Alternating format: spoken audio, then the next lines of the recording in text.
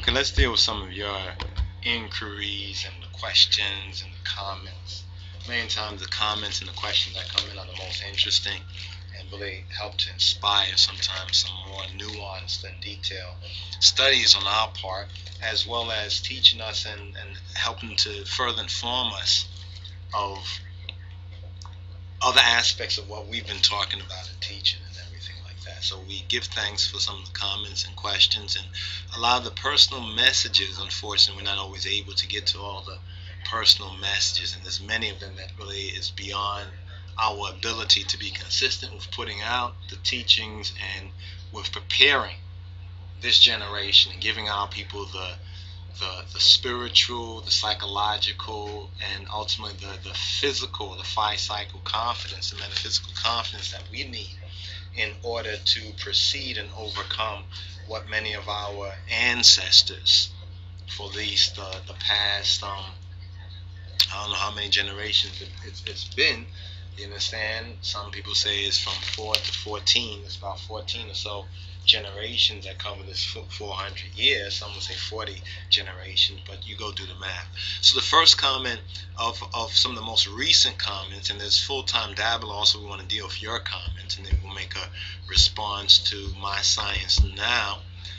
Some back and forth and everything that I think was maybe misunderstood. But anyway, first we're going to deal with Bingy Princess. Bingy, wait, is it Bingy Prince or Bingy Princess?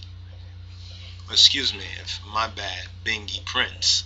It might be Bingy Prince, at least Prince 8, Prince 81.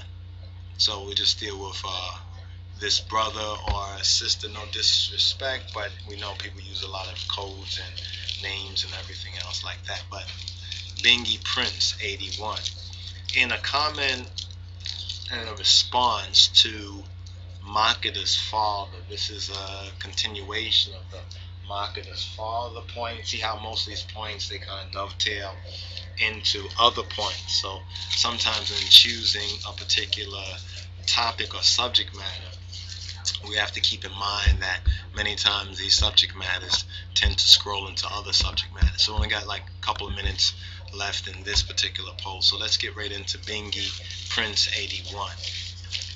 Brother Yarden, many thanks on the info about Agabo or Agabos. This Habesha topic is very fascinating. The word Abyssinian has always sounded suspect to the eyes. And that's true. Words sound in power, pick sense out of seeming nonsense. So you just look at the word Abyssinian. But anyway, let's not give it away. Let's just go through Bingy Prince 81 comment. The Arabic language has always kept Hamites down. Take, for instance, the word abd or abid or abd, meaning worshiper or blacks. But in early ancient Arabic, it means slave. Some Muslims consider the Arabic language to be the language chosen by God to speak to mankind. But Jah will never give nor inspire negative, wicked, and corrupt language to describe his people. Why would one adopt or inherit a foreigner's derogatory title to describe themselves? And now here's where the real punchline, I think, about the Abyssinian question, especially to I as a Rastafari, in the fullness, not abbreviated, unabbreviated Rastafari. All who continue to call themselves Abd or Abid, Habesha, and Abyssinian will continue to be lost in the abyss, Jah live. Now that point right there, I think really kind of covers it based on, there's a lot you can really, we did a whole series of research just to back up what we already knew and what we thought we knew. And we confirmed a lot, as well as we learned a lot of extra stuff. And if we could just do a lecture, you understand, to really go through some of the details of what we found out and very interesting points, and Jah willing, YAHWEH, we will get into some of those topic matters. But I think the overstanding of it, needs to be addressed. First of all, Abyssinian is suspect. We understand and we learn where the whole idea of Habesha, Abyssinian come from. Yes, there were certain tribes which was believed to call themselves the Habeshat or so forth and so on. But these tribes who called themselves that were individual different tribes. So brother, I think it was Thutmose, had made a comment on the other page where he made a comment concerning Menes or Namer, how he united, not black and white, but how he united basically different tribes, different peoples, different families in order to create what we know as ancient Egypt. I like that point because it was accurate, but it also shows us something very important. Now, this whole question about Arabic. Now, Arabic is a big language type, a big category. A lot of people don't understand that the Arabic that's in Quran or Al-Quran is different than the Arabic that's spoken in every other so-called Arabic and Muslim country. I mean, for example, look at the Iranians. The Iranians may speak Arabic, and they're religious on the religious level, but they actually speak Urdu and they're Persian. They're Persian and not Arabs. But a lot of us come from this perspective. He's somebody that's a Muslim or Muslim or whatever, Mohammedan, Musliman, or whatever the names that they may call themselves or are called. We say that they all are just speaking Arabic. That's all the Arabic thing, because we don't understand the nuances. It's like somebody from another part of the world come over to America and they hear how different people up north, down south, and they go to England, how different people speak English. You understand? And if we study English, we find that it's the Gaelic.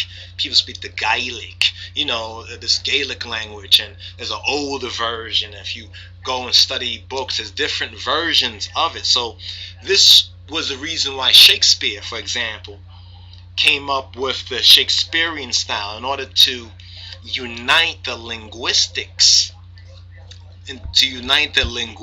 of the English and the Anglo people.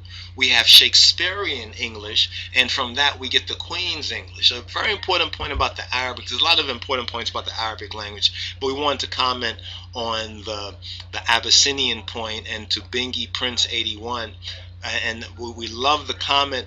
It's not that the Arabic language has kept blacks down. I think we need to make a point that the original Arabs, and this is probably another video, another teaching right here, but the original Arabs, or Arab people, were Hamites. So this is what we need to understand.